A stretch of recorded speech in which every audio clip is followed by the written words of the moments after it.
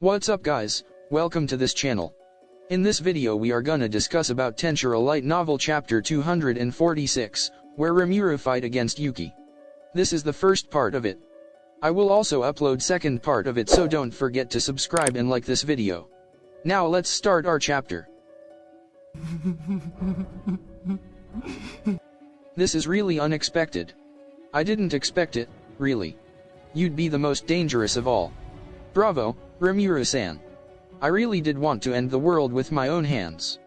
But, unfortunately, I really can't imagine myself winning against you. Not to mention, even that demon over there, your power is just too insane. That chills I got when we first met was right on the money. I should have ended you back then. Well, it doesn't matter at all now.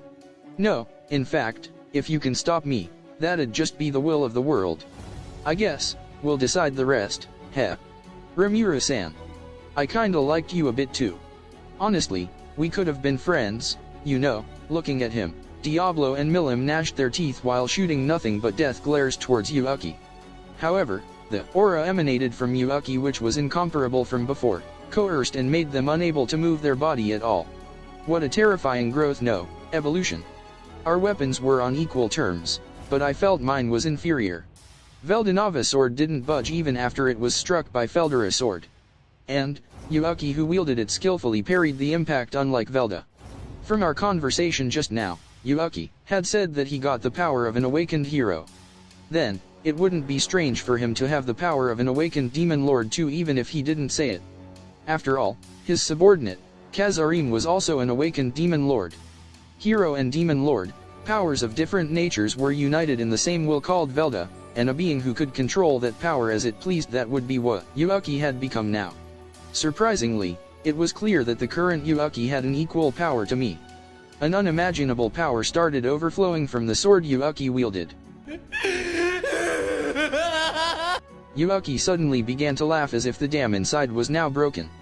He kept laughing while blocking the blows from my sword. Then Fufu, bravo, Rimuru-san. There would be nothing at all even if that fairy over there had released the seal. I just wanted to see her face of despair when she did so. After all, it's true that I have broken the seal, you see. Everyone excluding me fell quiet as if they were frozen after they heard Yukki's words. My intuition told me that he was telling the truth. It wasn't a lie to make me cautious. The reason was there was not much merit for him to tell such a lie. That meant Yukki had broken Veldanava's seal in a month. Yukki relished the joy inside his mind as he felt the place freeze. Now that he became the strongest, he almost achieved his objective. If so, he thought that it would be fun to see the bitter faces of his worthy opponents for a bit longer. If it was a month ago, he wouldn't have been able to fight even one of these difficult opponents directly. But, he had no inferiority complex about that anymore. Instead, those powerful people made him feel excited, and the thought of plunging the world into chaos and making his enemies dance in the palm of his hand would give him supreme pleasure. However, all of Yukki's plans had ended in failure due to the presence of Rimuru, who stands in front of him. It had been a series of unexpected situations. When Yukki first met Rimuru in the Ingrassia Kingdom, he had felt an indescribable premonition. At that time, Yukki had sent Hinata at him as a safety measure, but Rimuru escaped with ease. It was unbelievable that the calm and vigilant Hinata could fail, and when Rimuru turned out to survive this encounter, Yukki acknowledged Rimuru as his enemy. From that point on, all of his plans have been crushed by Rimuru. However, Yukki didn't feel any anger regarding that matter. On the contrary, Yukki wanted to show his respect towards Rimuru's brilliant skills. Yukki made the decision to move personally for the first time when the situation on the board titled so much that he couldn't win, even if he unleashed all of the pieces in his hands. It wasn't like when he was playing around during his fight with Leon. Yukki seriously decided, for the very first time in his life, that he wanted strength. He estimated that it would take 1 month for him to unravel all that power. Meanwhile, he decided to let Velda be in the firing line and do as he pleased.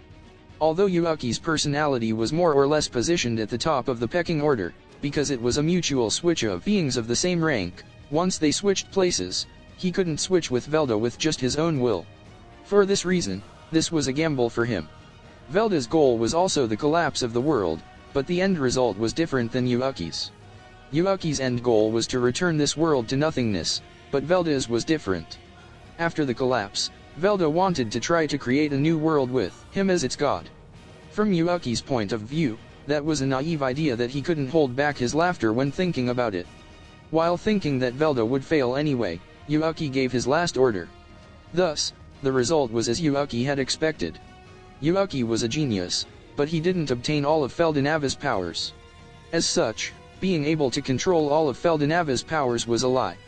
However, there was nothing that worried him. Because it was true that he could use almost all of Veldanava's abilities. Yukki already had enough power to destroy this world. The manas called Velda had the knowledge about all of the ultimate skills, but he didn't have the ability to recreate them. The reason was plain and simple: insufficient capacity.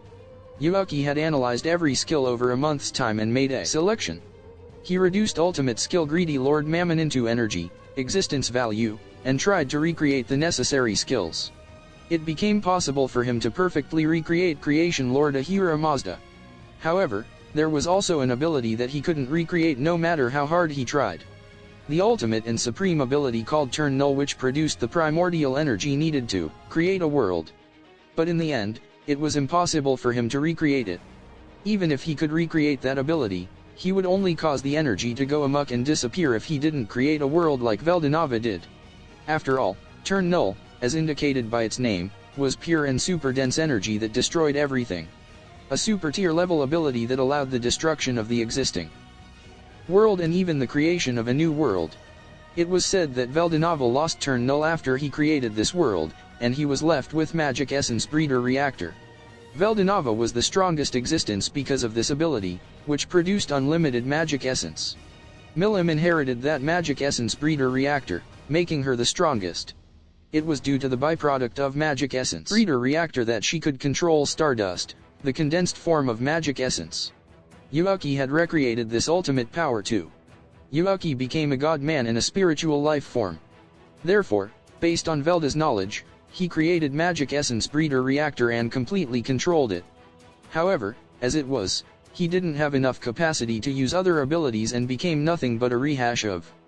He could control the output like Guy, but then he wouldn't be able to surpass them.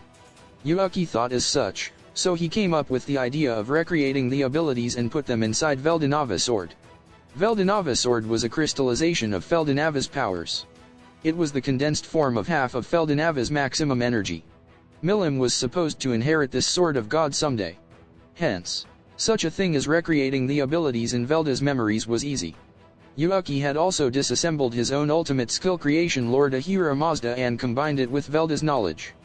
Thus, Origin Sword Information Ruler Akashic Records was created. He installed this origin skill into Veldanava Sword and tweaked it so that any selected ability could be used at any time. Because it was tuned exclusively for Yukki's use, it couldn't be used by Velda. Velda's role was to keep Magic Essence Breeder Reactor always in the optimal state, acting as a kind of permanent monitoring device. Thus, Yukki was reborn as an incarnation of absolute power that could freely use all abilities. Yukki was only wary of one person. Only against Rimuru, who had a dumbfounded expression in front of him. This annoying monster always exceeded Yukki's assumptions. For this reason, there was no need for him to hold back. As soon as he determined the extent of Rimuru's capabilities, Yukki would need to use his strongest technique to get rid of him. They were equal in power. Yukki, who was a god-man and an awakened hero, was operating Magic Essence Breeder Reactor at its maximum output, and yet he couldn't surpass Rimuru's power. This was abnormal. This is so troublesome, seriously. I had thought that I would surpass him with a bit more power, but Yukki was advantageous in weapons performance, but he didn't know how things would turn out if the fight dragged on. Velda, I'm gonna use energy at full blast. Fill Veldanava Sword with power to the limits it can withstand. Yukki ordered Velda and attacked Rimuru with faster speed than before. However, Rimuru easily warded off his attacks. As if to not damage the sword, both of their swords were clad in energy which interfered with each other and caused heavy shock waves, but they were like a breeze for Yukki and Rimuru. He reacted even to the assaults just now. But, his reactions seem to be getting slower. Perhaps our swordsmanship is a tie, I guess. Yukki snapped his fingers. At the same time, the world stopped moving. Time had stopped. Time stopped now, heh? I think it's pointless, Yeah, I think that it's pointless too. You lying bastard. Your aim is probably to crush my forte so you can fight advantageously. Ahahahaha. As I expected, you figured it out. Yuuki grinned and laughed. He easily stopped time with primitive magic. There were two reasons why he did so. The first one was just as Rimuru had said, to restrict emission-type abilities. By narrowing the options that could be taken by Rimuru, who had various means of attacks, he could continue the fight advantageously. And above all else, it was for the best for him to stop time as to seal the ominous magic such as the annular magic that Demon, Diablo, had shown a while ago. It was impossible to activate magic inside the suspended world, yes, with the exception of primitive magic. Yuuki created an environment where he could one-sidedly use magic while sealing off Rimuru's magic attacks. Burn brightly, O primordial flames, Yuuki wished so, and simultaneously Rimuru was engulfed in flames. Whoa. How can you use magic while time was stopped? Just as he expected, Rimuru seemed to be unable to predict this attack. Yuuki continuously manifested phenomena by merely thinking of them. Cornering him with flames, sealing his movement by hardening the ground, severing the space Rimuru was toyed around with by Yuuki. This was his last resort. One of the trump cards that he thought surely would be effective. However, unfortunately, Yuuki concluded that this primitive magic couldn't defeat Rimuru. Naturally, there was a very deep and calculated reason for why Yuuki used primitive magic despite it not being able to deal the decisive blow. Yuuki judged that Rimuru had a habit of constantly observing his opponent's attacks. It probably was a sign of his confidence that he could deal with any kind of attacks, but there was more than that. Yuuki thought that came from Rimuru's innate naivete, as he wished to find out his enemy's true intentions and whether they could reach a mutual understanding or not. This time, Yuuki made use of that habit. As he expected, Rimuru didn't use his full power from the start, so Yuuki succeeded in activating Suspended World. If he used primitive magic in this stopped time, Rimuru would very likely start to analyze his actions. Although primitive magic was Yuuki's trump card, he couldn't beat Rimuru with it. Then, even if it was valuable, Yuuki could use it as bait without problems. If I don't win this fight, there won't be a next time, that was Yuuki's judgment. Although he was somewhat advantageous right now, Yuuki thought that he wouldn't be stingy with what he got. That's because Yuuki's wish could be achieved as long as he exhausted everything that he got and won against Rimuru. My enemy is Rimuru alone. Thinking as such, Yuuki had evaluated Rimuru very highly. Just as Yuuki planned, Rimuru seemed to be analyzing the primitive magic. Analyzing your foe's hands while in a fight couldn't be said to be wrong. However, being preoccupied with something trivial during a tight battle like the one Yuuki and Rimuru were currently in was a bad move. Yuuki had done various preparations since this battle began, even before it started. Naturally, while he was analyzing abilities inside Velda, Yuuki had always been formulating plans on how he would eliminate his strongest rival. Even stopping time wasn't just for making himself have the upper hand by restricting Rimuru's abilities. Rather, Yuuki's aim was to make Rimuru think that his true aim of using time stop wasn't for such an insignificant reason. How naive, Yuuki. I gradually got the hang of it. Don't think that you're the only one who can use magic while time is stopped. As Yuuki had expected, even faster than expected, Rimuru seemed to have completed the analysis of the primitive magic. The primordial flames that Yuuki had invoked without chanting were frozen by Rimuru just now. Yuuki's will was offset by the conflict between fire and ice. Yuuki thought that he had no choice but to smile wryly about this. One of his trump cards was nullified so quickly, even though time was stopped. However, even this was as Yuuki planned. Both sides fought with their sublime powers. In this situation, Yuuki had succeeded in distracting Rimuru's consciousness, even if it was just for a moment. I've been waiting for this moment. Yuuki smiled. Then, as he clashed with Rimuru with all his power once again, Yuuki put the final phase of his plan into motion. While enormous amounts of energy clashed against each other and spread shock waves, Yuuki activated a magic spell formulation without chanting. Naturally, Rimuru, who had understood primitive magic, activated his own magic to deal with Yuuki's magic and nullified it. Just as I expected. I had imagined that Rimuru-san would pick the correct response exactly as I had foreseen. Although Yuuki was satisfied, he felt slightly empty. He could read what his opponent was thinking this far. but he realized that he couldn't understand him in the truest sense. After all, they were strangers to each other, so such a thing as understanding each other completely was nothing but a pipe dream. Yuuki felt such a sentiment, but before he could understand that, he unleashed his last trump card.